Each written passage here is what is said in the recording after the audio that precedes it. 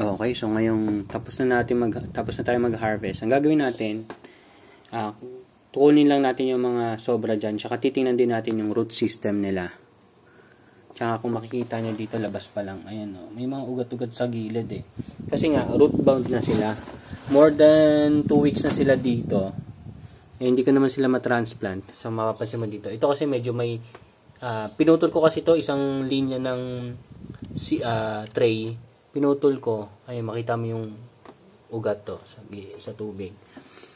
Pero titingnan natin yung root system nila. So, kuha tayo ng isa. Ay, kunin natin itong mga to, yung mga naputol na natin. Ito, hindi masyado, konti lang. So, tingnan natin to. Hindi rin naman din masyadong maugat. Hindi katulad nung sa lettuce. Kung napansin nyo, lettuce dito. Ang dami ng ugat dyan. Nagro-root bound na siya kumbaga. Ito hindi naman. Ayun o. Medyo okay pa naman siya. Pero ang klase ng ugat niya hindi pa ilalim, kundi pakalat. Based dito sa mga result. Yan. Ayan, ito medyo mahaba-haba na. Siguro ito yung isa sa mga malalaki na kuha ko kasi ang haba na ng ugat niya. Ito yung maliliit-liit pa eh. Kasi pag may mabilis na lumaki, yung iba, nasasapawan na sa ilaw. Ayan.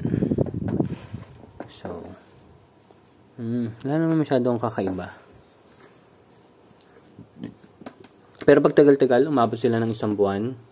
Lalo na kung nasa container sila na ganito. Ayan. Na ganito. Yan. Ito kasi basil.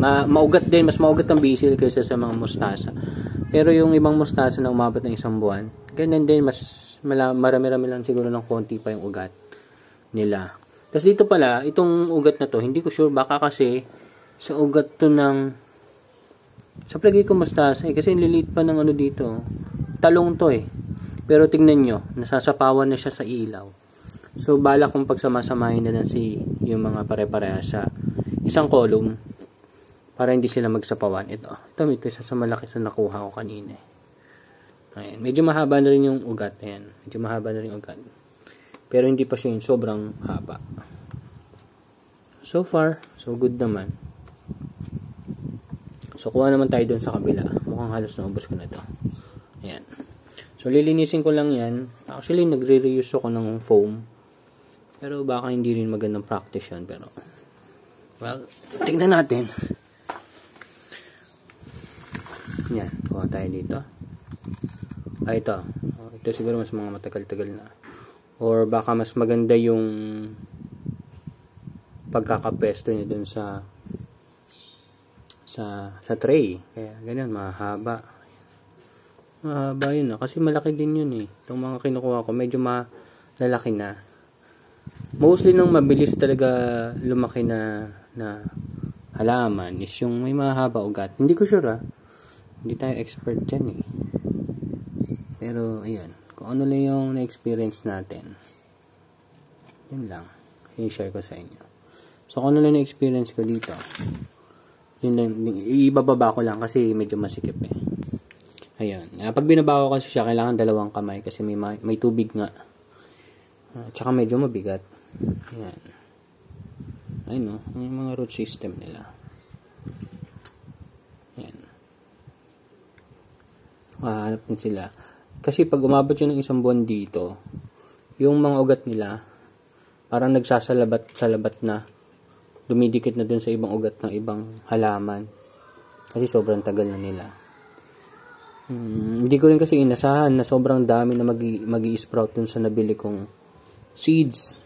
Usually kasi dun sa huli kong nabili, siguro sa sobrang tagal ko na rin hindi nagagamit, medyo naging hindi na maganda yung seeds. Minsan sa 10, mga 3, 2, yan. So, nung nagtanim ako, hindi ko naman inaasahan na ganun karami magi-sprout. Ito mahaba ugat to. So, ito yata yung mas pinakamatagal ko eh. Yan. Yung sa side na to. Hindi naman pala. Biglang umikse. Ayan. So far. Tapos yung iba dyan, ano na lang yan. Pantakip ko na lang. Kasi syempre, ayaw natin na ma-expose yung tubig dito para mag-breed yung lamok. Pero yun na siguro yan. Ito pa. Ito, yan. So that's it. Ganyan, medyo ganyan karami yung kinuha ko ngayong araw. So, more than enough na naman yun para sa kakainin. Yun lang. Yan. Ito pa iba. Ito pechay eh. Parang, ito pechay. Parang medyo leggy siya eh. So, baka mahina yung tama ng araw dito. Pero kung mapansin mo, ito, Olmeti to. Olmeti. Ganda naman tubo niya. Tapos dito, ayan. Dito, ito. Romaine to eh. Romaine lettuce. So, maganda tubo niya eh. Kaya hindi ko sure kung sa liwanag ba o ganyan lang talaga yung paglaki ng mga pechay. Hindi ko sure. Pero tumutubo naman sila. Ayan. Ayan, Chinese spinach, yung amaranth or colitis. So, maraming type ng amaranth eh. Pero itong type na to, ito yung nabili ko as microgreens. Tapos napalaki ko. Tapos, yung buto niya, hindi ko naman naubos. Kaya, ginagamit ko pa rin. Tapos, yung iba dyan, galing na dun sa pinalaki kong amaranth. So, nag-produce ng buto. Ginamit ko. Yun lang. Ang ano nung kasi, hindi naman yung hybrid. Alam ko hindi hybrid yung ginagamit nila sa microgreens eh.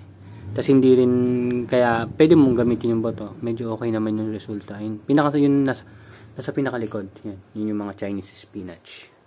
Ito nasa harap, alam ko, pechay ito eh. Kung hindi ito pechay, ito yung bagong lettuce na nabili ko. Ang mga lettuce, mustasa pala, sorry. Dami kong mali. Ayan, mustasa. Doon kasi sa dahon. Pag pechay kasi ganito yung dahon. Ayan. Lettuce medyo corrugated or may ganun, tusok-tusok. Ito, galing naman to sa microgreens. Red mustard. So, may shade siya ng ganyan. So, hindi rin siya hybrid. Yun lang, ito, pechay. Sige, bye-bye.